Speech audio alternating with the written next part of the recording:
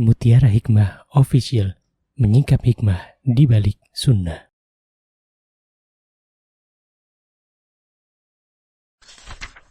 Salurkan donasi terbaik Anda untuk mendukung dakwah Mutiara Hikmah Official. Mari kita ikut serta dalam pembebasan tanah wakaf untuk pembangunan Masjid Mutiara Hikmah. Estimasi kebutuhan dana sebesar Rp1.125.000.000. Bagi Anda yang ingin menyalurkan donasi, bisa melalui rekening Bank BSI di nomor rekening 2200220245 atas nama Masjid Mutiara Hikmah.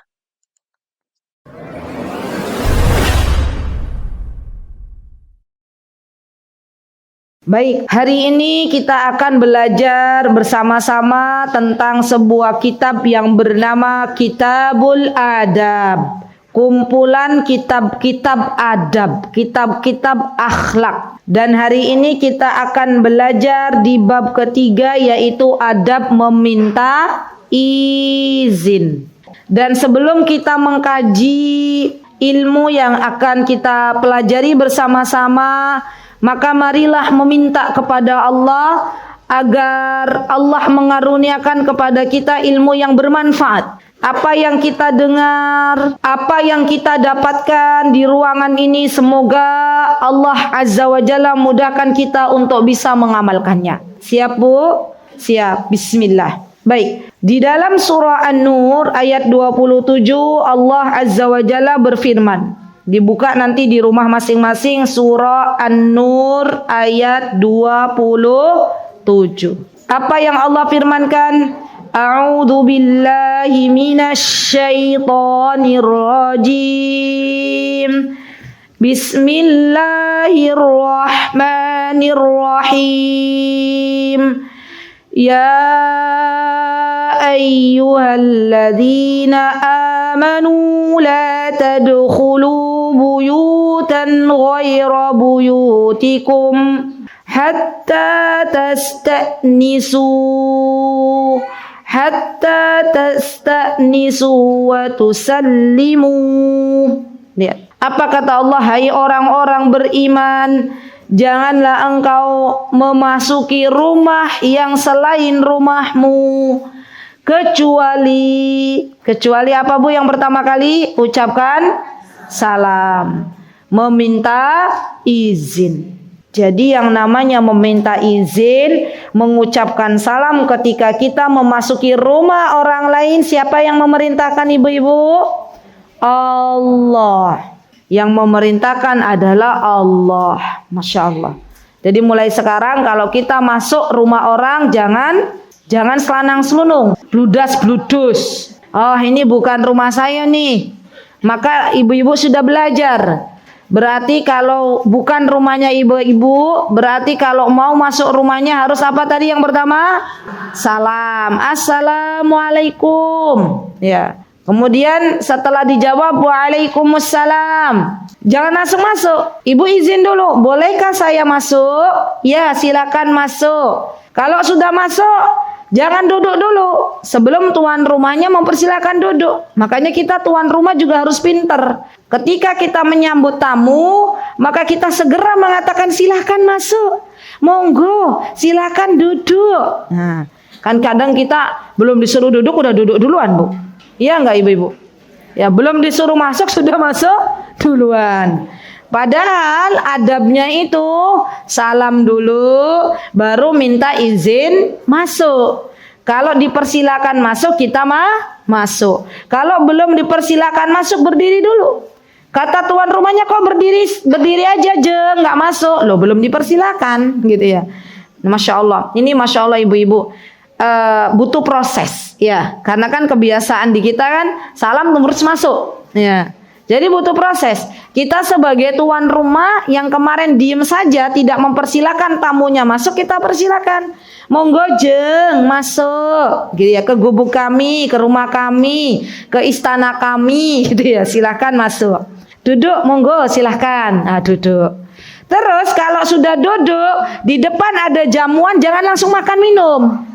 Selak ngelaus gitu ya.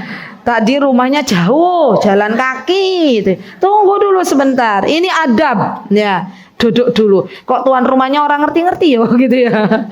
Nah, kita sebagai tuan rumah, kalau sudah ada hidangan persilakan lagi.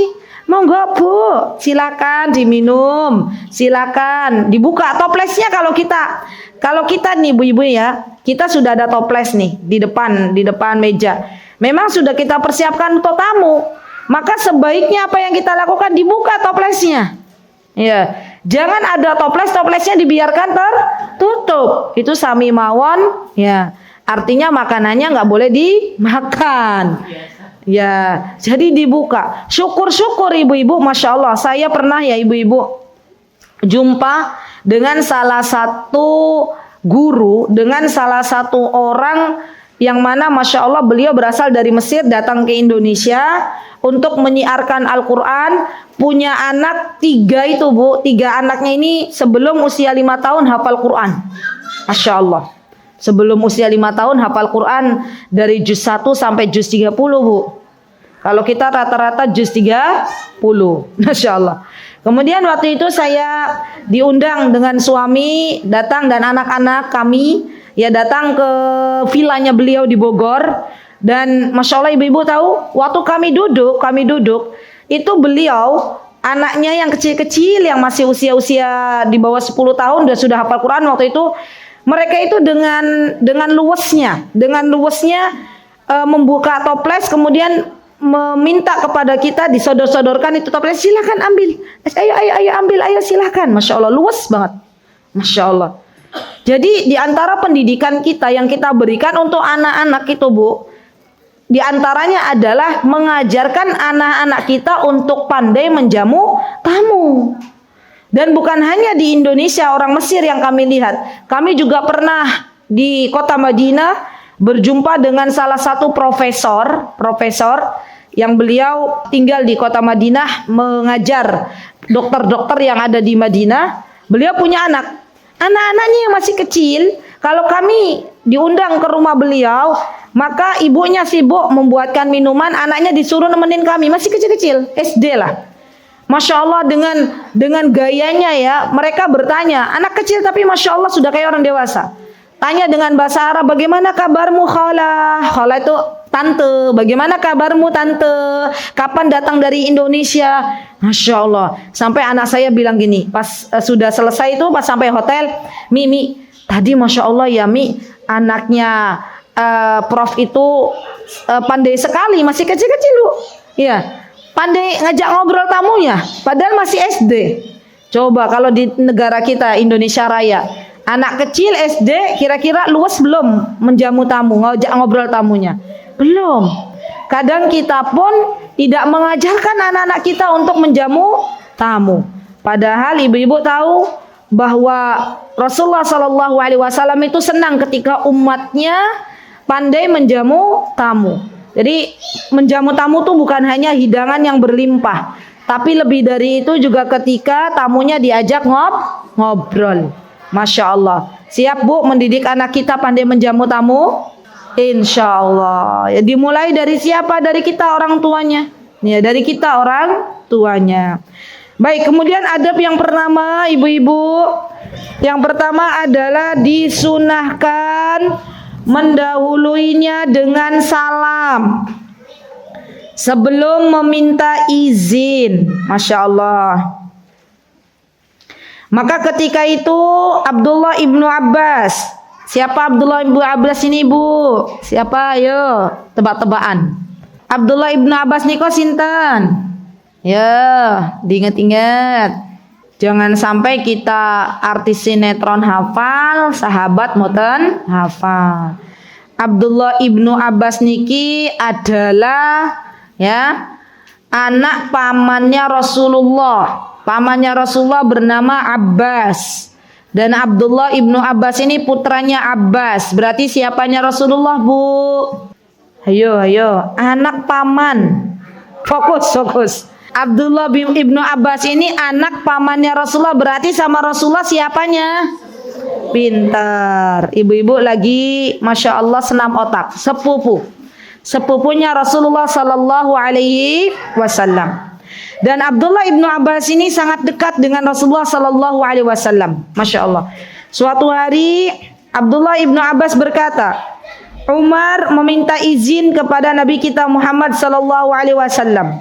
Maka Umar mengatakan, Assalamualaikum ya Rasulullah. Kemudian Umar mengatakan, ya Rasulullah, apakah aku diperbolehkan masuk? Nah itu dia. Jadi dua bu. Ingat-ingat ya, kalau mau masuk rumah orang, Assalamualaikum dulu, baru kemudian meminta izin. Syukur-syukur kalau tuan rumahnya sebelum kita meminta izin sudah mempersilahkan.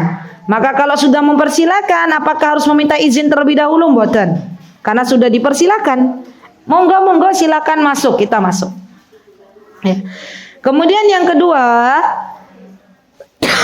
ini penting nih. Kalau kita bertamu ke rumah orang, kan ada pintu tuh bu, ya pintu. Biasanya pintu niko di mana Dita? Ya, pintu ada pintu. Maka kita kalau sudah mengetuk pintu, jangan di tengah terus. Kita minggir. Minggirnya kemana Ustazah? Kalau nggak ke kiri ya ke kanan. Untuk apa? Agar kalau tuan rumah membukakan pintu, maka isi dalam rumahnya tidak langsung terlihat oleh kita. Mbok menawi, tahu Mbok menawi? Barangkali tuan rumah belum siap untuk menerima tamunya. Jadi kita langsung ketuk pintu, Assalamualaikum, ketuk pintu, dibukakan pintu, kita berada posisinya kanan atau kiri. Maka ketika tuan rumah berkata, sebentar ya Jeng, ini barusan cucuku datang, banyak permainan di sini, maka saya izin memberes dulu, tunggu 5 menit. Ya sudah, kita tunggu. Ya jangan asal nyelonong, tunggu dulu sebentar. Ya, baru kemudian kalau tuan rumahnya bilang silakan masuk, baru kita masuk. Jangan langsung kita masuk, ya. Apalagi kita berdiri di tengah-tengah. Ya. Dan ini diajarkan oleh Nabi kita Muhammad sallallahu alaihi wasallam. Diriwayatkan oleh Abdullah bin Bushr, ia berkata, apabila Rasulullah sallallahu alaihi wasallam mendatangi kediaman suatu kaum, beliau tidak menghadap ke arah pintu rumahnya, rumah kaum tersebut dengan wajahnya, tapi beliau memalingkannya ke kanan atau ke kiri. Jadi Rasulullah itu kalau pas bertamu ke umatnya, bertamu ke rumah sahabat, maka beliau setelah bertamu meminta izin salam, maka beliau langsung berdiri entah di kanan atau di kiri pintu. Ibu-ibu sudah ada yang mempraktekkan? Sudah, alhamdulillah. Kalau belum berarti nanti sampai di rumah setelah pengajian mau ke rumah tetangga dipraktekkan. Ya, siap ibu-ibu? Siap. Alhamdulillah. Nah, kalau misalnya kita sudah ketuk-ketuk, ini nih, ini juga adab juga. Kita sudah salam, assalamualaikum. Ya. Kemudian kita tidak mendengar ada yang menjawab dari dalam, maka kita tunggu terlebih dahulu dalam keadaan berdiri dan tidak diperbolehkan ngintip. Apa bu?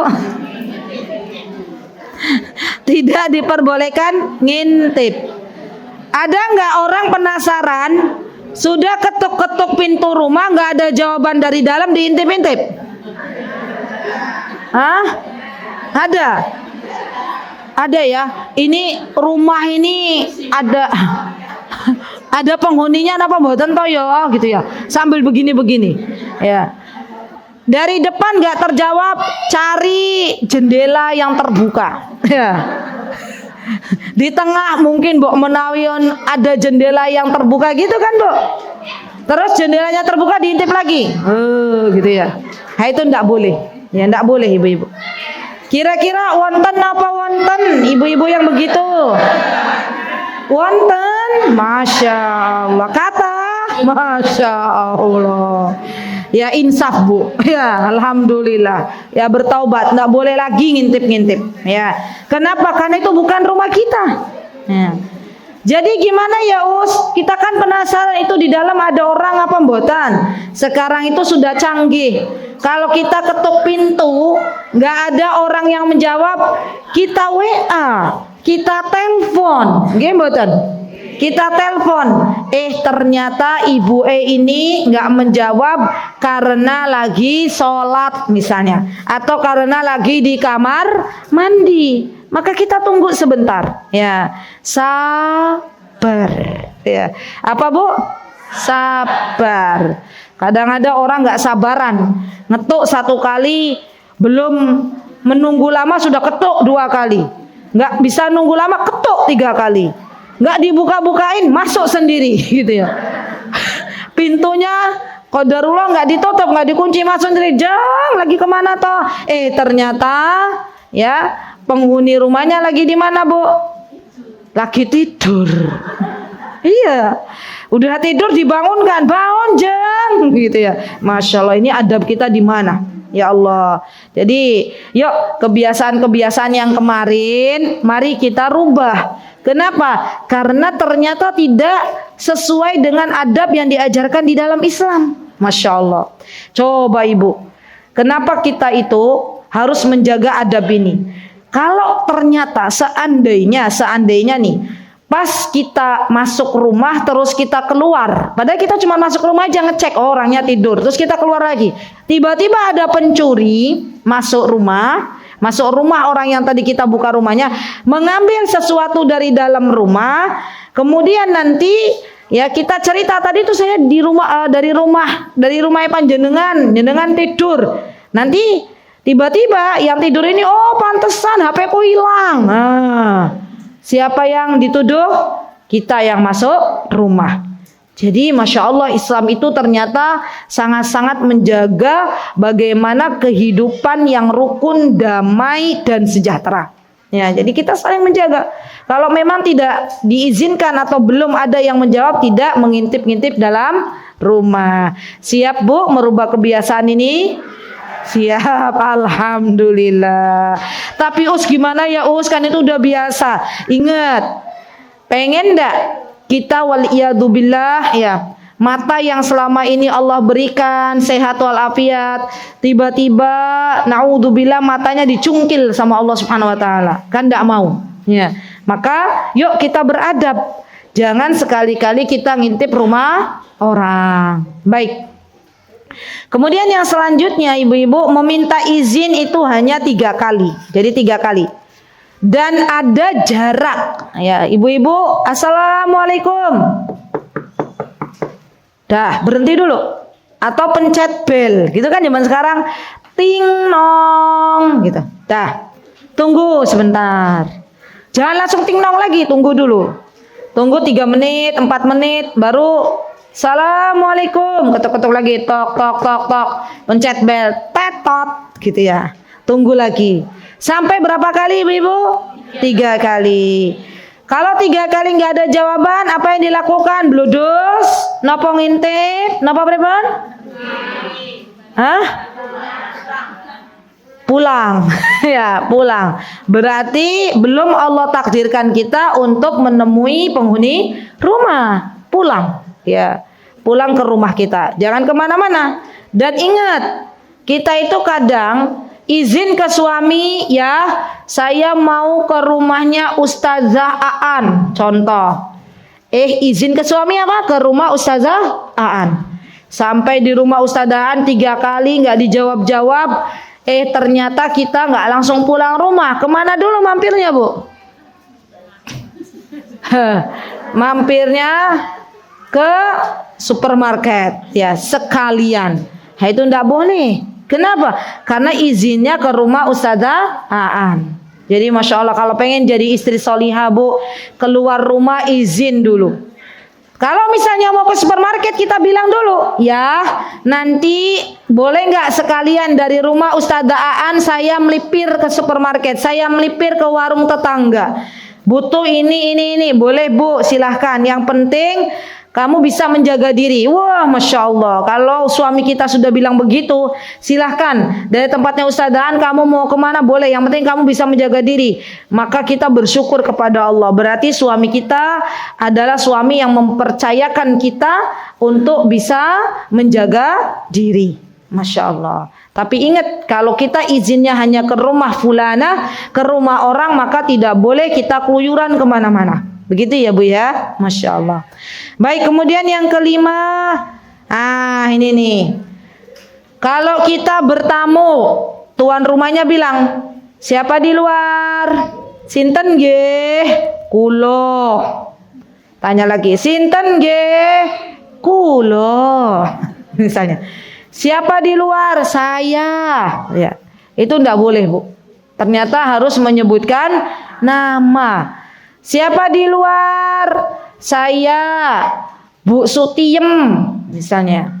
Saya tetanggae panjenengan. Nah, kita harus mengabarkan bahwa kita nu siapa. Ndak boleh saya, kulo niku mboten pareng. Ya, karena ini ada ajarannya. Jadi dulu pernah ada, ya, diriwayatkan dari Abdullah ibnu Buraidah dari ayahnya. Ketika itu Nabi keluar menuju masjid. Sedangkan Abu Musa sedang membaca, maka beliau bertanya, siapa itu? Maka aku menjawab, saya. Buraidah dijadikan tebusanmu. Maka beliau bersabda, sungguh orang ini telah diberi senandung seperti senandung keluarga Daud.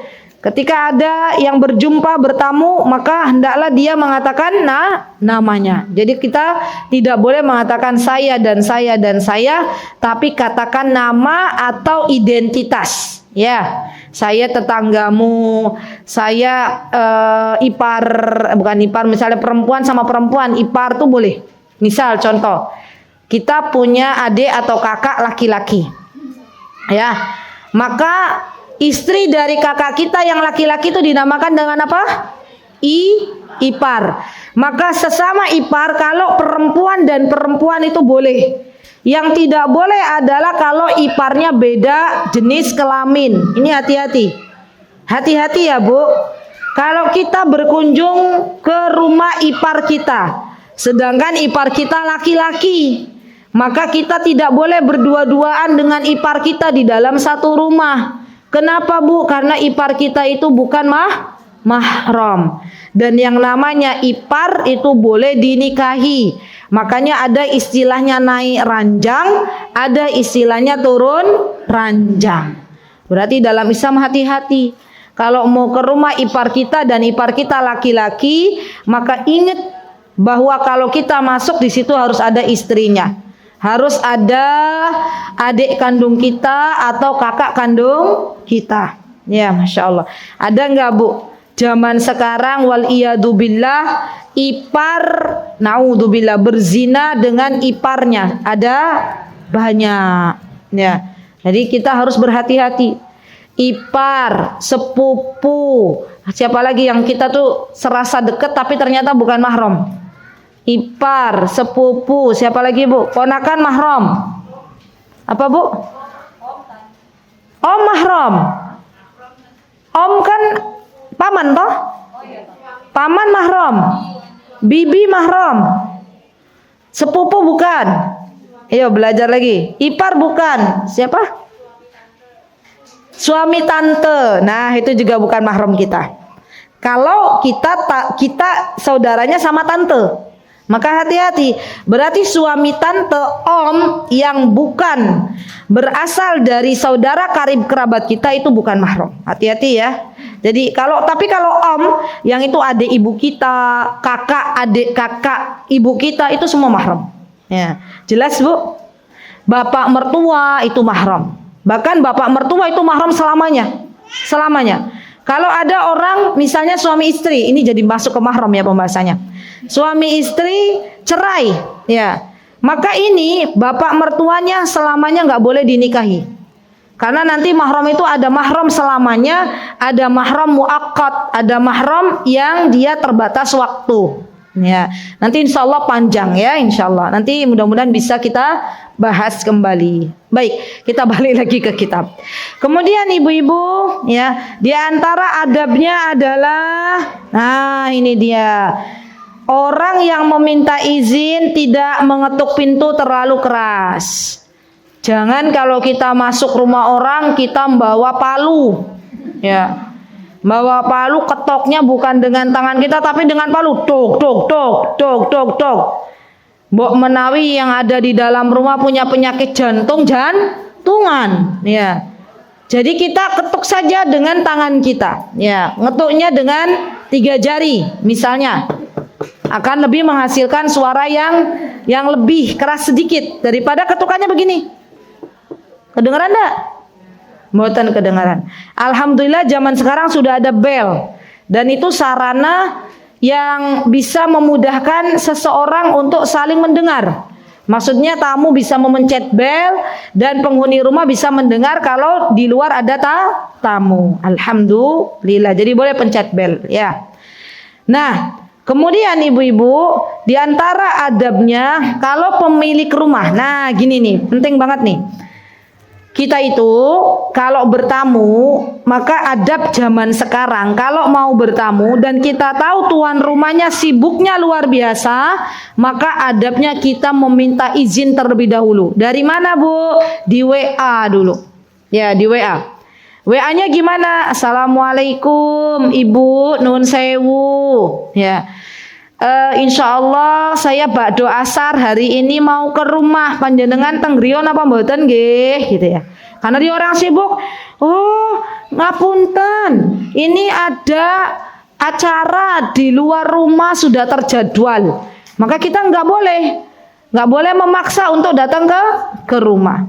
Yang sering tuh Bu, kami, saya dan Ustadz ya, itu kalau misalnya sudah mau kajian, sudah mau jadwalnya kajian, kita sudah siap-siap, mobil sudah di depan, saya sudah siap dengan pakaian mau keluar, suami juga sudah siap, tiba-tiba ada tamu. Itu kira-kira kayak mana, Bu? Kan kita nggak bisa, tamunya nggak izin dulu. Maka akhirnya kita persilahkanlah tamu tersebut untuk masuk, dan ternyata tamunya nggak pulang-pulang. Akhirnya kita bilang, ngapunten nggih, niki sebenarnya kami itu sudah ada jadwal gitu ya, jadwal mengisi kajian ya. Oh, ada jadwal nggih Ustaz. Ngapunten nggih Ustaz, baru tamunya ngeh gitu ya. Nah, ini nih yang kadang kita tuh sebenarnya bukannya nggak pengen nerima tamu, tapi kalau tamu ujuk-ujuk datang tak diundang, pulang tak diantar, itu kadang bingung ya. Kalau misalnya tamunya disuruh pulang nanti mbok menawi kayak mana, sebenarnya boleh. Nih di dalam Islam itu kalau kita tuan rumahnya, misalnya ya tuan rumahnya tidak mau menerima tamu, maka diperbolehkan dalam Islam itu untuk menolak tamu tersebut. Boleh. Tidak ada dosanya, boleh. Ya kita katakan, ngapunten nggih Pak, Bu, niki kula badhe ngisi kajian. Kalau waktunya mepet banget. Kalau kami lihat-lihat, kalau waktunya sekiranya panjang di siang hari gitu ya, maka biasanya kami terima dulu, kami jamu dulu, baru kemudian kami bilang ya. Tapi kalau waktunya mepet, kajiannya habis maghrib, tamunya datang sebelum maghrib, ya mau nggak mau kita bilang. Apalagi perjalanannya cukup jauh, misalnya suami ngisi di daerah Cangkringan, itu kan jauh ya Bu. Nah, itu biasanya bilang, ngapunten nggih Pak, niki kula badhe ngisi kajian, gitu enggak apa-apa. Ya. Jadi ibu-ibu siap, ibu-ibu kalau mau bertamu ke rumah seseorang kabari dulu. Mbok menawi tuan rumahnya nggak ada di rumah, biar kita nggak kecelek, apa bahasanya? Biar kita nggak kecewa karena tuan rumahnya ternyata tidak ada. Jadi WA dulu aja, ya izin dulu. Ya. Baik. Kemudian ketika di rumah tersebut tidak ada orang, di rumah yang akan kita datangi, maka kita tidak boleh memasuki rumah tersebut. Jadi kalau misalnya di rumah itu nggak ada orang, maka kita nggak boleh langsung bladas-bludus masuk rumah. Masya Allah ya. Baik. Kemudian ini yang paling penting, yang nomor 10 diantaranya adalah meminta izin ketika hendak berdiri dan meninggalkan majlis. Betul. Jadi kalau misalnya kita mau berdiri untuk meninggalkan majlis, mau pulang, maka kita disarankan untuk meminta izin. Bu, saya tuh seneng loh kebiasaan orang-orang zaman dahulu itu. Biasanya kayak mana, Bu? Datang, saya pernah diajak sama ibu mertua bertamu, ya Masya Allah, disitulah saya belajar. Masalah orang Jawa tuh unggah-ungguhnya bagus banget. Ya, gimana ceritanya? Kami datang tuh sama ibu mertua, sama bapak mertua, sama suami, sama anak-anak. Kita duduk dalam satu majlis, nanti ibu mertua bilang, ya, kedatangan kami ke sini, gitu kan? Tapi pakai bahasa Jawa Kromo. Pripun, Bu? Bahasanya, Bu? Hah? Bahasanya pripun? Nggih. Sepindah gitu ya. Nggih, sepindah kula sowan mriki gitu kan, Bu? Itu bagus tuh, dilestarikan tuh budaya begitu. Bagus. Ya. Anak-anak muda kalau nggak bisa bahasa Kromo, bahasa Indonesia. Bapak Ibu, ngapunten, suami saya masih bisa tuh, Masya Allah. Ngapunten, kedatangan kami kemari yang pertama untuk yang ketiga untuk melamar anak panjenengan misalnya. Contoh ini contoh. Sudah? Nah, terus ngobrol. Mau pulang biasanya bilang apa? Biasanya nanti bilang gini. Bilang gimana, Bu? Alhamdulillah sampun kepanggih gitu kan? Ya. Alhamdulillah sudah jumpa dan kami mohon pamit. Nanti tuan rumahnya bilang apa? Matur nuwun rawuhipun gitu kan, Bu? Masya Allah, itu budaya harus dilestarikan, Bu. Ya, budaya yang begitu tuh harus dilestarikan. Datang apa, Bu? Unggah-ungguh, pulang pamit, datang pamit. Masya Allah. Zaman sekarang ada nggak yang begitu, Bu? Masih ada. Tapi anak muda zaman sekarang, anak muda yang sekarang anak SMA, kuliah, ngerti nggak begitu? Ngerti kalau diajarin ibu bapaknya. Kalau nggak diajarin, botan ngertos. Masya Allah. Jadi perlu juga, Bu, kita bawa tuh anak-anak kita duduk, ya, dan yang paling perlu kita ingatkan anak-anak kita, nak, kalau bertamu tolong lepas HP-nya. Nah, anak-anak muda sekarang ada nggak bertamu di depan tamunya? Ada nggak? Banyak, ya. Makanya kita sebagai orang tua dalam didikan kepada anak-anak kita itu kalau mau bertamu, nah, kita hari ini mau bersilaturahim ke tempat Pak D. Nanti ketika di rumah Pak D, tolong HP-nya dilepas. Ya, ibu bapak nanti insya Allah juga nggak pakai HP. Kita ngobrol bareng sama Pak D. Masya Allah. Didik anak-anak kita begitu, biar ngerti, Bu. Karena zaman sekarang anak-anak muda bertamu, apa yang dilakukan ibu-ibu? Masih HP-an. Jadi sepertinya ada dan tidak adanya sami mawon. Ya, Masya Allah. Baik. Jadi datang meminta izin, pulang juga meminta izin. Kemudian yang selanjutnya, nah, disunahkan memberi kabar terlebih dahulu. Ya. Ketika istri disunahkan memberi kabar terlebih dahulu kepada istri ketika akan masuk rumah. Ya, jadi begini. Ibu-ibu yang saya cintai karena Allah, di dalam Islam itu diajarkan untuk memuliakan seorang wanita. Masya Allah. Jadi Islam ini kok agama yang memuliakan kaum wanita. Ya. Buktinya nopo? Buktinya dulu pada zaman jahiliyah, wanita ketika mendapatkan kabar, wanita hamil ketika melahirkan bayi perempuan, maka yang ada perempuan ini, bayi perempuan ini dikubur hidup. Ya, itu zaman dulu. Jadi zaman dulu tuh ngeri banget. Zaman sebelum datangnya Islam, kalau ada ibu-ibu lagi hamil, sudah mendekati HPL, maka bapaknya itu sudah mulai siap-siap menyiapkan kuburan. Ini disebutkan dalam sirah. Kemudian nanti dilihat istrinya pas lahir brojol, owek-owek, ini bayinya perempuan apa laki-laki. Kalau bayinya laki-laki, maka bayi ini akan diangkat oleh bapaknya dan bapaknya mengatakan, ini saya punya bayi laki-laki, saya punya anak laki-laki, dibangga-banggakan.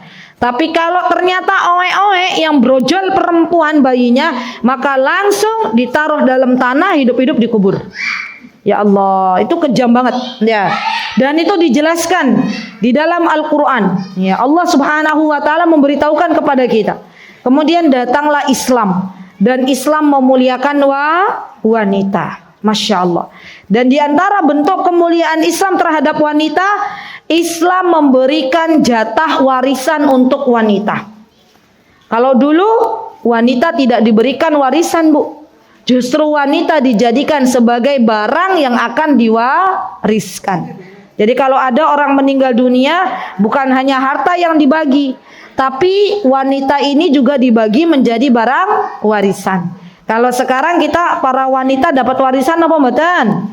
Dapat. Walaupun warisan kita tidak sebanyak kaum laki-laki. Alhamdulillah. Baik. Kemudian yang ketiga, ya. Islam datang untuk memuliakan wanita, di antaranya di dalam ajaran Islam seorang wanita yang diceraikan ini penting banget nih Bu. Tolong diperhatikan karena ini bentuk hukum yang harus kita ketahui. Seorang wanita kalau diceraikan suaminya atau ditinggal wafat oleh suaminya, maka muslimah ini, wanita ini tidak buru-buru dia menerima lamaran orang lain. Tunggu dulu. Ada namanya bahasa iddah. Ya, iddahnya kalau ada wanita ditinggal wafat oleh suaminya, iddahnya berapa bulan, Bu? Ayo belajar lagi. 40 hari? 3 bulan? Dalam Al-Quran disebutkan 4 bulan 10 hari. Dicatat 4 bulan 10 hari. Selama banget gitu ya. Itu Allah yang berkata, Allah yang berfirman 4 bulan 10 hari. Dihitung ya, Masya Allah. Kalau ada orang dicerai sama suaminya, iddahnya berapa? Ayo ibu-ibu, ini kita orang Islam. Ayo, kalau ada wanita muslimah dicerai oleh suaminya, maka iddahnya berapa? Berapa? Apa itu? 7 nopo? 7 nopo? 3 kali sucian. Jadi kan nanti datang haid, suci. Terus nanti datang haid lagi, suci. Datang haid lagi, suci. Baru kenapa Bu? 3 bulan. Tapi belum tentu juga karena siklus wanita haid itu berbeda-beda. Ya, ada yang datang bulannya per 2 bulan. Kalau zaman dulu, Masya Allah, setiap bulan pasti datang haid. Zaman sekarang banyak orang minum pil. Ya. Nah, minum pil ini Bu yang membuat akhirnya jadwal haidnya nggak teratur. Nggih napa nggih? Nggih. Kemarin setelah kami sampai di Indonesia, kemudian 3 hari setelahnya kami mendapatkan amanah untuk ke Surabaya. Ya, saya di sana ada daurah tentang pengenalan darah wanita. Ya, dan diantaranya begitu. Dari pertanyaan-pertanyaan yang ada, maka ternyata ada banyak kaum wanita zaman sekarang yang mendapatkan haidnya nggak teratur. Ya, kalau kita ibu-ibu zaman dulu mendapatkan haid teratur, napa mboten Bu? Teratur. Karena kita nggak banyak minum pil.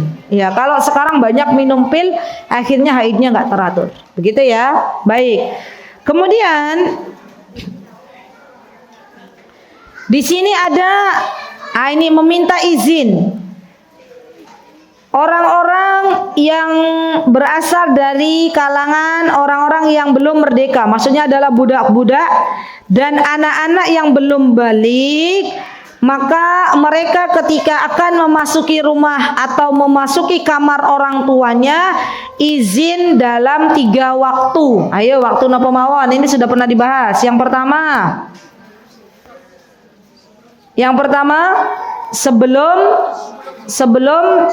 waktu sholat subuh itu harus ketuk-ketuk dulu. Yang kedua adalah ketika setelah duhur, waktu tidur siang, ya. Dan yang ketiga adalah setelah sholat isya, ya. Jadi ibu-ibu gini caranya. Ibu-ibu perlu mengajarkan anak-anaknya sebelum mereka balik, kita sudah sounding dulu. Kita bilang ke anak-anak, nak, kalau mau masuk kamar ibu, ketuk pintu dulu. Ketuk pintu dulu. Kapan ketuk pintu? Kalau engkau pas setelah duhur mau masuk kamar ibu, ketuk pintu. Atau ba'da isya, ya ketuk pintu. Atau sebelum subuh ketuk pintu. Hikmahnya apa, Bu? Kok Islam mengajarkan anak-anak yang belum balik untuk mengetuk pintu kamar orang tuanya di waktu 3 ini? Hikmahnya apa, Bu? Ternyata ketika suami istri sudah berada di kamarnya masing-masing, maka di dalam Islam yang namanya suami istri boleh membuka aurat. Nggih mboten? Nopo saya kalau di depan suami saya kayak gini, Bu? Ya pakai kudung, pakai kaos kaki, pakai gamis. Kan mboten? Nggih mboten? Lah ibu-ibu kalau depan suaminya nopo kayak gini? Enggak, punya baju dinas masing-masing, nggih mboten? Nah, dan itu harus punya, Bu. Oh, berarti kita ustazah kalau kita depan suami kita boleh dong pakai baju-baju yang dinas yang apa namanya, Bu? Lingerie, ya, lingerie. Atau pakai baju-baju yang begitulah ya. Maka diperbolehkan. Dan itu tidak apa-apa, Bu. Karena namanya suami kita sering kerja di luar, lihat orang-orang yang mohon maaf nuwun sewu pakai bajunya belum selesai dijahit sudah dipakai gitu ya. Nah, auratnya kelihatan, pas sampai rumah di kamar istrinya juga pakai bajunya rapet gitu ya. Nah, di mana suami kita akan menyalurkan syahwatnya? Nggih mboten? Tapi kalau istrinya cantik, dandan, bajunya apik, baunya harum, bukan bau bawang lagi, maka suami kita pun akan senang dan bisa menyalurkan syahwatnya ke hal-hal yang halal. Ya, jadi gitu dalam Islam. Masya Allah. Maka dari itu ibu-ibu, saya izin menyampaikan. Ibu-ibu kalau beli baju dalam, beli baju lingerie, baju dinas depan suami, itu harus dikomunikasikan dengan suami kita. Ya, jangan asal beli. Ya. Kita bilang ke suami kita, Beb, Cin, apa lagi? Yang Pak ya. Ini tolong pilih, ada baju nih. Warna ini, warna ini, warna ini, warna ini. Warna merah, hijau, kuning, biru, ya. Papa senangnya yang mana? Abi senangnya yang mana? Ini nih Bun, bagus Bun. Warnanya biru toska. Ya sudah, kita pilih. Tapi Pak, ini juga bagus. Nah, biasanya kan perempuan gitu. Lah sekarang yang mau memandang siapa? Suami kita atau kita? Kan suami kita. Ya, termasuk dalam pemilihan parfum. Ingat ya Bu, depan suami itu boleh kita pakai parfum. Boleh. Mau banyak atau sedikit itu boleh. Untuk pemilihan parfum sendiri, maka kita diskusikan dengan parfum yang suami kita senangi. Ya. Contoh misalnya, suami kita senangnya bau parfum yang aromanya bukan melati. Ibunya, kitanya senangnya aroma melati. Dan biasanya kalau ibu-ibu senang aroma mawar, senang aroma melati gitu ya. Maka kita tanya ke suami kita, Beb, sayangku, cintaku, parfum mana ya yang disukai? Oh mah ini nih bagus nih parfum ini ayah suka. Ya dipakai, disemprot. Ya, dan itu boleh. Malah dapat pahala. Jadi sekali lagi bahwa yang namanya kehidupan berumah tangga, kehidupan suami istri itu harus dijalin dengan komunikasi yang baik. Harus dijalin dengan komunikasi yang baik. Kalau suami kita bilang, "Ma, ini modelnya yang begini suka." Kita bilangnya, "Ya Allah, Pak, enak dasteran toh, Pak." Gitu ya. Ya. Udah gitu dasternya dipakai dari ibu nikah sampai ibu punya anak 3. Ya. Dasternya sudah mulai ada tambalan. Dasternya sudah mulai lepas kancingnya. Ya. Biasanya kalau perempuan kancingnya lepas, nggak nemu kancing pakai apa, Bu? Jujur ibu-ibu. Sudah kancingnya lepas, nggak nemu kancing pakai peniti. Penitinya peniti besar lagi. Ya. Kata suaminya, "Ya Allah, istriku, istriku." Ya. Kenapa, Bu? Daster dari kita nikah sampai anak kita sudah kuliah masih aja dipakai. Enak ya, Pak. Bahannya nyaman gitu ya. Wah, itu. Jadi penting, Bu, kita beli baju dinas untuk di depan suami atau pilih, biar suami kita pilih, maka dari situ Allah akan memberikan pahala untuk kita. Masya Allah, perempuan tuh gampang kok dapat pahala di rumah, Bu. Bener deh, lebih mudah daripada para bapak-bapak. Bapak-bapak mau mendapatkan pahala, dia harus mencari nafkah keluar rumah. Istri pengen dapat pahala, suaminya mau datang, "Mah, 5 menit lagi sampai rumah." Nah, istrinya sudah siap-siap. "Oh, suamiku ini suka kopi." Ya, bikinkan kopi, udak. Nah, "Oh, suamiku suka teh tubruk." Nah, ya, bikinkan teh tubruk. Bu, sejak kita naruh teh tubruk, ngudek 10 menit, saldo akhirat kita naik. Coba, gampang apa gampang? Gampang, tapi kadang kita itu nggak ngeh kalau ternyata surga didekatkan ke dalam rumah kita. Ya, suaminya bilang, "Ma, 5 menit lagi datang." Dia masih sibuk apa, Bu? Scroll. Suaminya datang, ternyata belum ada sajian apa-apa. Ya Allah, maka kita penting, Bu. Yuk kita perbanyak belajar kembali bagaimana menjadi istri salihah, bagaimana menjadi istri yang menyenangkan hati suami. Karena apa kata baginda Rasulullah, di antara ciri istri salihah itu kalau suaminya memandang maka enak dipandang. Suaminya memanggil maka dia cepat untuk memenuhi panggilan. Zaman sekarang istri dipanggil, "Bu, apa jawabannya? Se." Hai ibu jujur. "Se, Pak, iki gorengnya belum rampung." Ya, padahal kalau dimatikan kompornya ceklek gitu ya. Terus gorengannya ditinggal, kira-kira saged napa saged? Saged. Tapi kadang kita kurang ngeh. Padahal ketika kita memenuhi panggilan suami kita, "Baik sayangku, cintaku, belahan jiwaku," saldo akhirat kita naik. Masya Allah. PR, tulis. Pintar diingatkan, PR ya. Hari ini PR. Kapan suami memanggil kita, maka nggak ada lagi alasan se. Ya, kita langsung bilang, "Baik suamiku, baik cintaku, ya, ada yang bisa saya bantu? Nah, apa yang bisa saya bantu?" Begitulah. Atau bahasa Jawane pripun? "Bu, nggih." Ya. Apa, Bu? Yo, gitu ya. Ya Allah, ya. Nggih, gitu. Kadang kita itu bisa santun ke sesama teman, tapi kadang kita itu ke suami kadang kurang santun. Ya.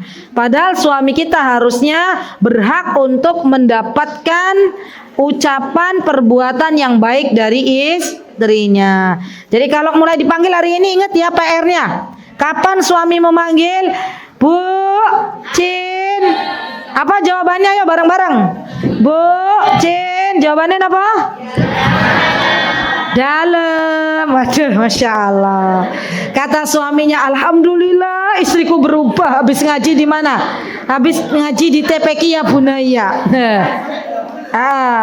Masya Allah. Insya Allah semuanya calon-calon penghuni surga kalau begini. Masya Allah, amin. Dan jangan lupa nanti malam dandan, ya. Pakai baju yang bagus, ya. Daster yang sudah dipakai sejak menikah pensiun dini, ya. Sudah jangan dipakai lagi, sudah dipensiunkan. Dan pakai aroma parfum wangi, suaminya langsung bingung, klepek-klepek. Ya. Ini istriku Masya Allah hari ini solihah banget gitu ya. Oh iya ya, tadi pagi habis ngaji. Terus nanti suaminya WA ke suaminya Ustadzah Yosi, Pak tolong kajiannya setiap hari. Kenapa? Karena istriku habis ngaji tambah solihah. Masya Allah. Jadi gitu ya Bu, PR-nya tolong dikerjakan. Siap napa siap? Siap. Ustazah gimana kalau kita sudah nggak ada suami? Ya nggak dikerjakan PR-nya. Loh gimana? Masa kita mau minta suami orang lain manggil kita, kan tuh nggak boleh ya. Jadi pengecualian kalau suaminya sudah nggak ada.